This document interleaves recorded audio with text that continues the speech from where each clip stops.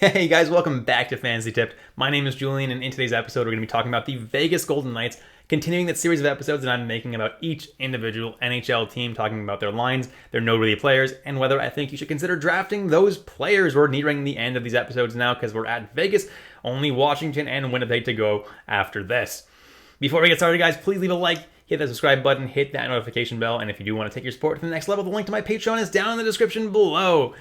Let's get right into it now, and let's start with the Vegas lines that they have been using for the preseason. And on the top line, they have Kessel as a left winger, Jack Eichel, and Reilly Smith. On the second line, they have Jonathan Marchessault, Chandler Stephenson, and Mark Stone. On the third line, they have Brett Howden, William Karlsson, and Mike Amadio. So let's jump into their noteworthy players now, and first on the list is Jack Eichel, currently going at an ADP of 42.7. Last year, 25 points in 34 games, and I have him as my number 43 ranked forward this year.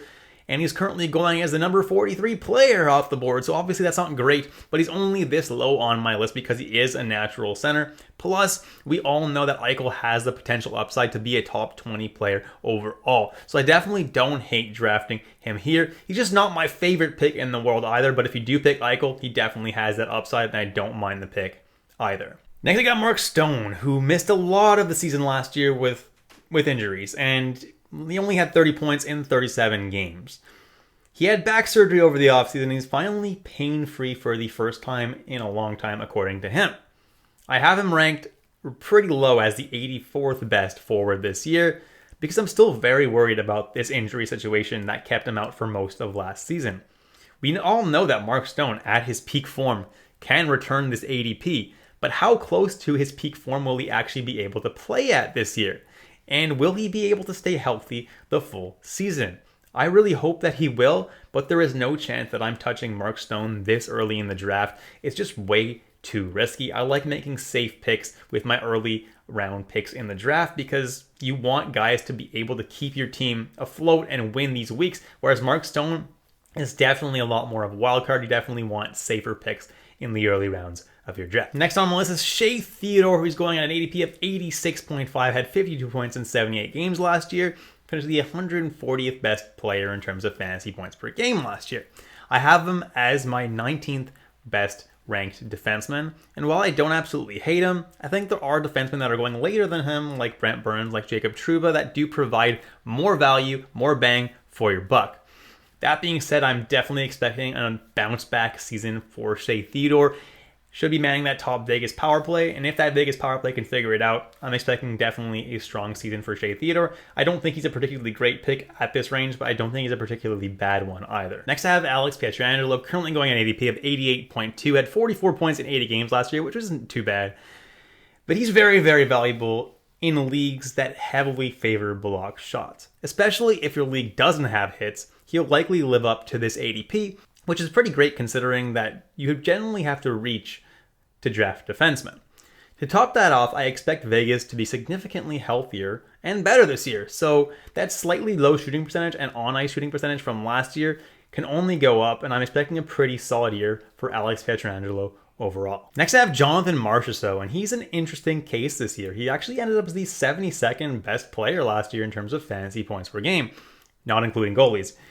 And he's always been a super safe pick around his ADP. He always goes around the same area, and he's always super safe because he shoots the puck a lot. And he's always been, as long as he's been on Vegas, has always been on line with Reilly Smith and William Karlsson. This year, it looks like they're finally going to be splitting that line and playing him in Pacioretty's former spot with Chandler Stephenson and Mark Stone. So while his shooting percentage was a little bit high last year for his standards, Marchessault's upside is definitely a lot higher playing on this line than it is playing with Reilly Smith and William Karlsson. And that's why I think Marchessault might be a pretty sneaky pick at this range. And he's someone that, again, like I said, will give you a safe floor night in and out just because he does shoot the puck a nice amount as well. Then I have Logan Thompson. I think Thompson is actually a solid pick this year. It's his rookie season, which is a little bit scary, but he is expected to be the full starter in Vegas and get a lot of starts. He played very well in the games that he did play last year. Has a pretty small sample size, but 17 games isn't the tiniest sample size, and he had himself a pretty nice save percentage, a pretty nice goals against average, and managed to win the majority of the games. I think he's going to continue to play super well, and I think he is going to contend for the Calder Trophy this year. Definitely a dark horse for the Calder Trophy, but he's someone that I do think will be in the race. At his current ADP, he's definitely not a bad pick. There are definitely worse picks for goalies in this ADP. Ilya Samsonov of the Toronto Maple Leafs is going around the same ADP, and who knows if he's even going to be the starter for Toronto. Next, I have Alec Martinez, who's currently going at ADP of 165.2. Last year, had kind of a forgettable year, was injured for most of it, and only had 8 points in 26 games. So now let's toss that aside because obviously that was an injury-riddled year. He wasn't 100% healthy. Assuming now that he's 100% healthy, Martinez is someone that blocks a lot of shots historically, and I mean a lot of shots. If he stays healthy, he could easily lead the league in blocked shots. So if your league favors that stat in a points league or you need that in a categories league, Martinez is definitely someone you should consider drafting towards the end of your draft. I'm expecting a nice bounce back year from the injury-riddled season that he had last year. And again, if your league is big on block shots, definitely someone that I would draft towards the end of your draft. Take a shot on him. If he doesn't pan out, worst case you drop him, but he was such a late pick anyway that he's definitely someone that could have a decent amount of value this year. And then I have Chandler Stephenson, who's being drafted really late at an ADP of 174.3. Last year finished the 150th best player in terms of fantasy points per game, with an elevated role due to a decent amount of injuries. It looks like this year, once again, he's going to have an elevated role on the team, and he's got dual eligibility, which is always really, really nice to see. He's going to be playing on the line with Marchessault, and if Marchessault can stay healthy, Chandler Stephenson could be an absolute steal at this draft range. And even when everyone was injured last year, Chandler Stephenson was still performing, and that's why he's a pretty good pick this late in the draft. Then I have Phil Kessel, who last year with the Arizona Coyotes on a terrible team, still managed to get 52 points in 82 games, which is pretty good. This year, he's lining up on the left wing with Eichel and Reilly Smith. So let's address that right away. If the season starts and he continues to play on the left wing with Eichel and Reilly Smith, he will gain that left wing eligibility. Could be one of the first players to gain eligibility this season. And he's definitely someone that with dual eligibility is definitely a lot more valuable.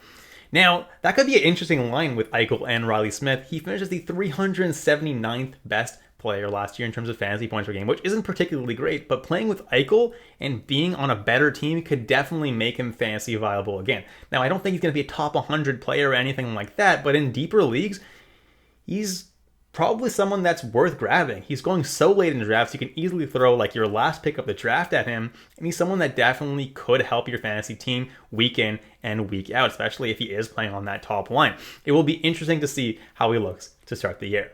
Next, I have William Karlsson, who missed about 15 games last year, but in the games he did play, he ended up as the 284th best player in terms of fantasy points per game, which isn't particularly great.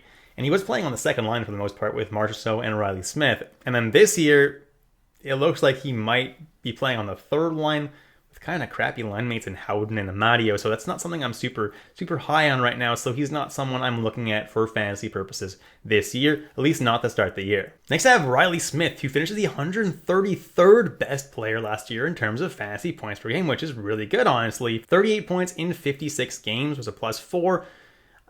He honestly had a pretty solid year. Reilly Smith is someone that is always consistent year in and year out, and he's always super underrated.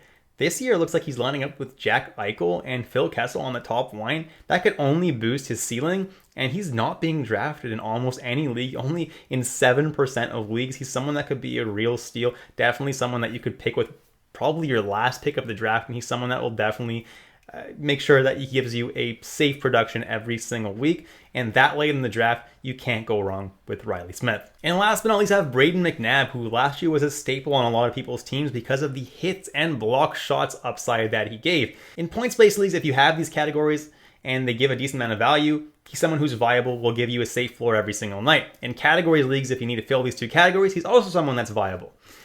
I'm a little bit concerned that his block shots number might go down a little bit because he was getting some elevated playing time last year because of Alec Martinez being out of the lineup for the most part. So he may not get quite as many block shots as last year, but still, to start off the season, to throw a super late pick at him, it's not the worst idea. And if he starts really not performing that well in block shots, then you can consider dropping him. But really, you didn't expend that big of a pick on Brayden McNabb anyway, so no harm, no foul in dropping him, right? And that's it, guys. Thank you so much for watching all the way through. Please leave a like, hit that subscribe button, hit that notification bell.